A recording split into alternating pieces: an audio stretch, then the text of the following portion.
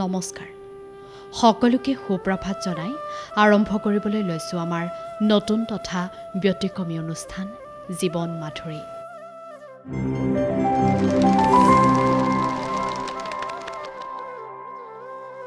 ধৰ্মীয় গ্ৰন্থৰ মান্যতা তথা পৃষ্ঠাৰ সংখ্যা আৰু ভাষাৰ জটিলতা আদিৰ বাবে মানুহে ধৰ্মীয় গ্ৰন্থ পঢ়াৰ পৰা আঁতৰি থাকে বা বিৰত থাকে। কিন্তু বেদ পুৰাণ কেৱল মানৱ জাতিৰ বাবেই নিৰ্মাণ কৰা হৈছে আৰু বেদ পুৰাণৰ ব্যাখ্যা আৰু বিভাজনো এনেদৰে কৰা হৈছে যাতে সেই বেদ পুৰাণ সহজে মানুহে বুজিব পাৰে।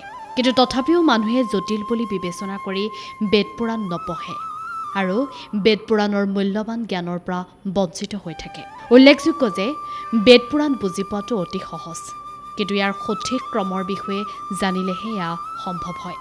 আমি যিদৰে প্ৰথমে বৰ্ণমালাৰ আখৰবোৰ পঢ়িবলৈ শিকোঁ, তাৰ পাছত শব্দবোৰ আৰু তাৰ পাছত এটা সম্পূৰ্ণ বাক্য, ঠিক সেইদৰে শুদ্ধ ক্ৰমৰ ভিত্তিত বেদ পুৰাণ বুজিবলৈ সহজ হৈ পৰে। প্ৰথমে জানক বেদৰ উৎপত্তি। বেদ কি? তাৰ সহজ অৰ্থ হ'ল বেদ জ্ঞান। ইয়াৰ উৎপত্তি মানুহৰ পৰা হোৱা নাছিল যদিও ঋষিসকলে গভীৰ তপস্যাৰ পাছত ঈশ্বৰৰ মাত শুনিছিল, যাক বেদ বুলি কোৱা হয়। সেইবাবে বেদক শ্ৰুতি বুলিও কোৱা হয়। বেদবোৰ পদ্য আৰু গদ্য অংশত বিভক্ত। পদ্যত ৰচিত বেদৰ অংশ হ'ল ঋগ্বেদ আৰু অথৰ্ববেদ, আনহাতে বেদৰ গদ্য অংশ হৈছে যজুৰ্বেদ আৰু সামবেদ। বেদ বিশদ, গতিকে ইয়াক সহজভাৱে বুজিবলৈ হ'লে বেদক চাৰিটা ভাগত ভাগ কৰা হয়। বেদৰ চাৰিটা ভাগ হৈছে ঋগ্বেদ, যজুৰ্বেদ, সামবেদ আৰু অথৰ্ববেদ। আনহাতে চাৰিখন উপবেদ সৃষ্টি কৰা হৈছিল আৰু এই চাৰিখন উপবেদ হৈছে আয়ুৰ্বেদ, ধনুৰ্বেদ, গন্ধৰ্ববেদ আৰু স্থাপত্যবেদ। বেদৰ অংশসমূহ হৈছে, প্ৰথমে থাকিব বেদত ব্যাকৰণ। ব্যাকৰণ হৈছে সংস্কৃত ভাষাৰ লগত সম্পৰ্ক থকা এটা মূল বিষয়। দ্বিতীয়তে থাকে জ্যোতিষ। জ্যোতিষ বিজ্ঞানৰ লগত এই জ্যোতিষৰ সম্পৰ্ক আছে। তৃতীয়তে নিৰুক্ত। বৈদিক মন্ত্ৰত সন্নিৱিষ্ট শব্দৰ উৎপত্তিৰ লগত নিৰুক্তৰ সম্পৰ্ক থাকে। চতুৰ্থতে শিক্ষা। ধ্বনি বিজ্ঞান আৰু বৈদিক মন্ত্ৰৰ উচ্চাৰণ শিক্ষাৰ লগত জড়িত। ছন্দ। ছন্দ হৈছে বৈদিক মন্ত্ৰৰ লগত জড়িত।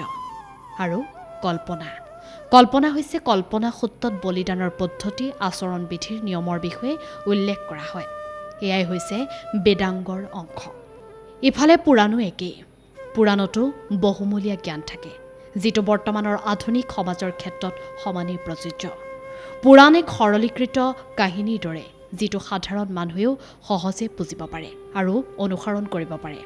সনাতন ধৰ্মত 18খন পুৰাণ আছে, য'ত পাপ, গুণ, ধৰ্ম, অধৰ্ম, কৰ্ম, অকৰ্ম আদিৰ কাহিনী থাকে। গতিকে জটিল বুলি ভাবি বেদ পুৰাণ নপঢ়ি মূল্যৱান জ্ঞানৰ পৰা বঞ্চিত নহ'ব। আৰু যদি আপুনি আজিও বেদ পুৰাণৰ মূল্যৱান জ্ঞানৰ পৰা বঞ্চিত হৈ আছে, তেনেহ'লে বেদ আৰু পুৰাণ আজিৰ পৰা পঢ়া আৰম্ভ কৰক। বেদ পঢ়িবলৈ লওক, জীৱন আৰু জগতৰ সম্পৰ্কে নতুনকৈ জ্ঞান লাভ কৰক। আপোনাৰ দিনটো আৰু জীৱনটো জীপাল কৰি তোলাৰ উদ্দেশ্যেৰে প্ৰাগ নিউজ ডিজিটেলে হাতত লৈছে এই ব্যতিক্ৰমী অনুষ্ঠান জীৱন মাধুৰী।